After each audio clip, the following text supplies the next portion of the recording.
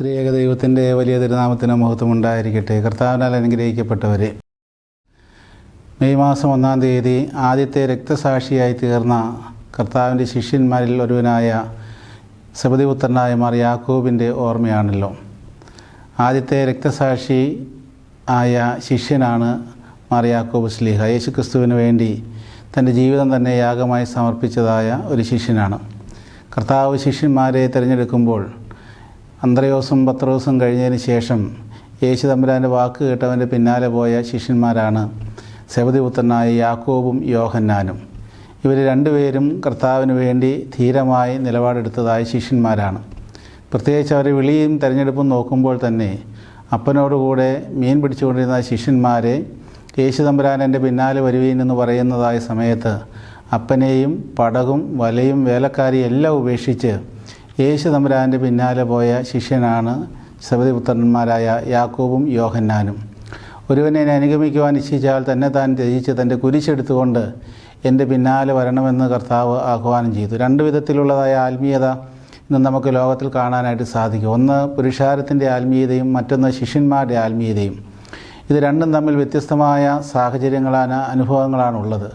പുരുഷാരത്തിൻ്റെ ആത്മീയതയിൽ എപ്പോഴും പുരുഷാരം ദൈവത്തിൽ നിന്ന് എനിക്കെന്ത് ലഭിക്കുമെന്ന് ചിന്തിച്ചുകൊണ്ട് കാര്യസാധ്യത്തിന് വേണ്ടി ദൈവത്തിൻ്റെ പിന്നാലെ പോകുന്നതായ ഒരാത്മീയ ജീവിത ശൈലിയാണ് പുരുഷാരത്തിൽ നമുക്ക് കാണാനായിട്ട് സാധിക്കുന്നത്. വിശുദ്ധ യോഹന്നാൻ എഴുതിയ സുവിശേഷം 6-ാം അധ്യായത്തിൽ യേശു തമ്പുരാൻ അഞ്ചപ്പം കൊണ്ട് 5000 പോഷിപ്പിച്ച ആ സംഭവത്തിന് ശേഷം പുരുഷാരം യേശു തമ്പുരാനെ അന്വേഷിച്ച് ചെല്ലുമ്പോൾ കർത്താവ് ഒരു സ്ഥലത്തേക്ക് മാറിപ്പോവുകയാണ്. പുരുഷാരം വീണ്ടും അവനെ അന്വേഷിക്കുമ്പോൾ കർത്താവ് മറ്റൊരു സ്ഥലത്തേക്ക് മാറിപ്പോയി. അവസാനം യേശു തമ്പുരാനെ കണ്ടുപിടിച്ചവർ ചോദിക്കുന്നു, ഗുരു, നീ എവിടെയായിരുന്നു? ഞങ്ങൾ നിന്നെ എവിടെയെല്ലാം തിരഞ്ഞു എന്ന് ചോദിക്കുമ്പോൾ കർത്താവ് നൽകുന്ന മറുപടി, നിങ്ങളെന്നെ അനുഗമിക്കുന്നത് അടയാളങ്ങൾ കണ്ടതുകൊണ്ടല്ല, അപ്പം തിന്ന് തൃപ്തരായതുകൊണ്ടാണ്. അപ്പത്തിന് വേണ്ടിയാണ് പുരുഷാരം ഇവിടെ യേശു തമ്പുരാനെ അന്വേഷിച്ചത്. അങ്ങനെയുള്ള ആളുകളിൽ നിന്ന് കർത്താവ് എപ്പോഴും മാറി നിൽക്കാനായിട്ട് ആഗ്രഹിക്കുന്നു. എന്നാൽ ശിഷ്യത്വത്തിൻ്റെ ആത്മീയത അങ്ങനെയല്ല, അതിൽ നിന്ന് വ്യത്യസ്തമാണ്. യേശു ക്രിസ്തുവിൽ നിന്ന് എനിക്കെന്ത് ലഭിക്കുമെന്നല്ല, ക്രിസ്തുവിന് വേണ്ടി എനിക്കെന്ത് കൊടുക്കുവാൻ സാധിക്കുമെന്ന് ചിന്തിക്കുന്നവരാണ് ശിഷ്യന്മാർ. അവരെല്ലാം യേശു ക്രിസ്തുവിന് വേണ്ടി സമർപ്പിച്ചവരാണ്. തങ്ങളുടെ ജീവിതത്തെ തന്നെ യാഗമായി സമർപ്പിച്ചവരാണ്. അതിൽ ഏറ്റവും ആദ്യമായി രക്തസാക്ഷി മരണം പ്രാപിച്ച ശിഷ്യനാണ് കർത്താവിൻ്റെ ശിഷ്യനായ സെബെദീപുത്രനായ മാർ യാക്കോബ് ശ്ലീഹ. ഹെരോദാവ് വാൾ കൊണ്ട് യാക്കോബിനെ കൊന്നുവെന്നാണ് അപ്പോസ്തല പ്രവൃത്തികളിൽ നാം വായിക്കുന്നത്. വളരെ ധീരനായ ശക്തനായ നിലപാടുകളുള്ള ശിഷ്യനായിരുന്നു ഈ യാക്കോബും യോഹന്നാനും. അതുകൊണ്ട് തന്നെ അവർക്ക് ഇടിമക്കൾ എന്നുള്ളതായ പേരും ലഭിക്കുന്നുണ്ട്. യേശു തമ്പുരാൻ ശമര്യയിൽ കൂടി കടന്നു പോകുവാനായിട്ട് ചിന്തിക്കുന്ന സമയത്ത് ശമര്യർ അവരെ പട്ടണത്തിൽ കൂടി കടന്നു പോകാൻ കർത്താവിനെ അനുവദിക്കാത്ത സാഹചര്യത്തിൽ ഈ യാക്കോബും യോഹന്നാനും കർത്താവിനോട് പറയുന്നു, പണ്ട് ഏലിയാവിൻ്റെ കാലത്ത് ചെയ്തതുപോലെ ആകാശത്ത് തീ ഇറങ്ങി ഇവരെ നശിപ്പിച്ച് കളയുന്നത് ഞങ്ങൾ പറയുന്നത് നിനക്ക് ഇഷ്ടമാണോ എന്ന് കർത്താവിനോട് ചോദിക്കുമ്പോൾ കർത്താവ് അവരെ വിമർശിക്കുന്നുണ്ട്. അതുകൊണ്ട് വളരെ ശക്തമായ യേശു തമ്പുരാനെതിരെയുള്ള നിലപാടുകൾ ശമര്യരെടുത്തപ്പോൾ അവരെ തീയിറക്കി കൊല്ലണമെന്നുള്ളതായ, അല്ലെങ്കിൽ അതിനൊരു പഴയ നിയമ സംഭവം കൂടി അവർ പറയുന്നുണ്ട്. യേശു തമ്പുരാൻ അങ്ങനെയുള്ള ഒരു ജീവിത ശൈലിയല്ല നമുക്ക് കാണിച്ചു തന്നത്. അതുപോലെ തന്നെ യേശു തമ്പുരാന് 12 അപ്പോസ്തലന്മാരെ തിരഞ്ഞെടുത്തുവെങ്കിലും കർത്താവ് പ്രത്യേകമായിട്ടൊരു ക്യാബിനറ്റ് രൂപീകരിച്ചിരുന്നു. അനർഘ നിമിഷങ്ങളുടെ സാക്ഷികളായിട്ട് 3 ശിഷ്യന്മാരെ പ്രത്യേകിച്ച് കർത്താവിൻ്റെ കൂടെ കാണാനായിട്ട് സാധിക്കും. അത് പത്രോസും യാക്കോബും യോഹന്നാനുമാണ്.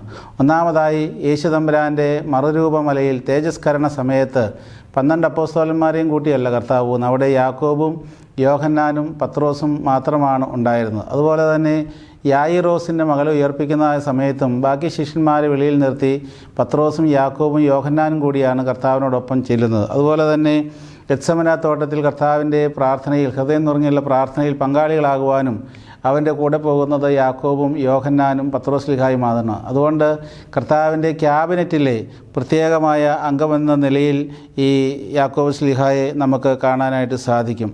വളരെ സമ്പന്നരായ മുക്കുവന്മാരായിരുന്നു യാക്കോബും യോഹന്നാനും. അവിടെ നമ്മൾ വായിക്കുന്നത് അവർ പടകിനെയും അപ്പനെയും വേലക്കാരോട് കൂടി ഉപേക്ഷിച്ചിട്ട് പോയി എന്നാണ്. അതായത് ജോലിക്കാരുള്ളതായ, സ്വന്തമായി പടവുള്ളതായ, വലയുള്ളതായ സമ്പന്നമായ ഒരു കുടുംബത്തിലെ സാഹചര്യത്തിൽ വളർന്നു വന്നയാളാണ് യാക്കോബും അതുപോലെ തന്നെ യോഹന്നാനും. അതെല്ലാം ഉപേക്ഷിച്ച് യേശു തമ്പുരാൻ വിളിച്ചതായ വിളിയിൽ തങ്ങളുടെ ആശ്രയമായിരുന്നു ഞങ്ങൾക്കുള്ള സമ്പത്ത് മുഴുവനും ഉപേക്ഷിച്ച് യേശു തമ്പുരാനെ പിൻപറ്റിയതായ യഥാർത്ഥ സാക്ഷ്യ ജീവിതം നയിച്ച ഒരു ശിഷ്യനാണ് പരിശുദ്ധനായ യാക്കോബ് ശ്ലീഹ. അതുകൊണ്ട് ആ ശിഷ്യത്വത്തിൻ്റെ മാതൃകയെ പിന്തുടരുവാനായിട്ട് നമുക്ക് സാധിക്കണം. യേശുക്രിസ്തുവിൽ നിന്ന്, ദൈവത്തിൽ നിന്ന് എന്തെങ്കിലും നേട്ടത്തിന് വേണ്ടിയാണ് ഇന്നത്തെ ആത്മീയതയിൽ എല്ലാവരും ശ്രമിക്കുകയും പരിശ്രമിക്കുകയും അതിൻ്റെ പിന്നാലെ പോകുന്ന ജീവിതശൈലിയാണുള്ളത്. പക്ഷേ ക്രിസ്തുവിന് വേണ്ടി നഷ്ടപ്പെടുത്താൻ നമുക്ക് സാധിക്കണം. ഓരോ വിശുദ്ധന്മാരുടെയും ജീവിതം നാം പരിശോധിക്കുമ്പോൾ അവരെല്ലാം നഷ്ടപ്പെടുത്തിയവരാണ്. കന്യകമറിയാമിൻ്റെ പ്രാണനിൽ വാളാണിരുന്നത്. പൗലോസ് ശ്ലീഹായുടെ ജഡത്തിൽ ശൂലമാണിരുന്നത്.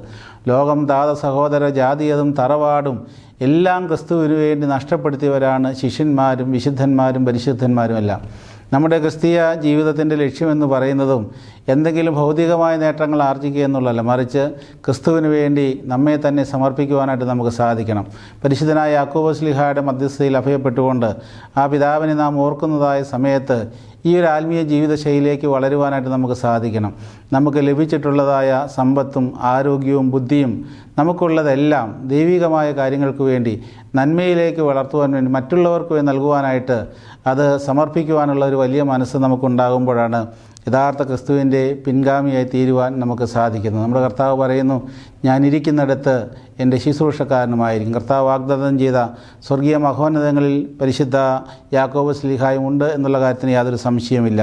അദ്ദേഹത്തിൻ്റെ തിരുശേഷിപ്പുകൾ സ്പെയിനിലേക്ക് കൊണ്ടുപോവുകയും അങ്ങനെ സ്പെയിനിൻ്റെ മധ്യസ്ഥനായിട്ട് യാക്കോബ് ശ്ലീഹായെ അംഗീകരിക്കുകയും ചെയ്യുന്നു. പരിശുദ്ധനായ യാക്കോബ് ശ്ലീഹായുടെ മധ്യസ്ഥത നമുക്ക് കോട്ടയായി തീരട്ടെ. ദൈവം നമ്മെ അനുഗ്രഹിക്കട്ടെ.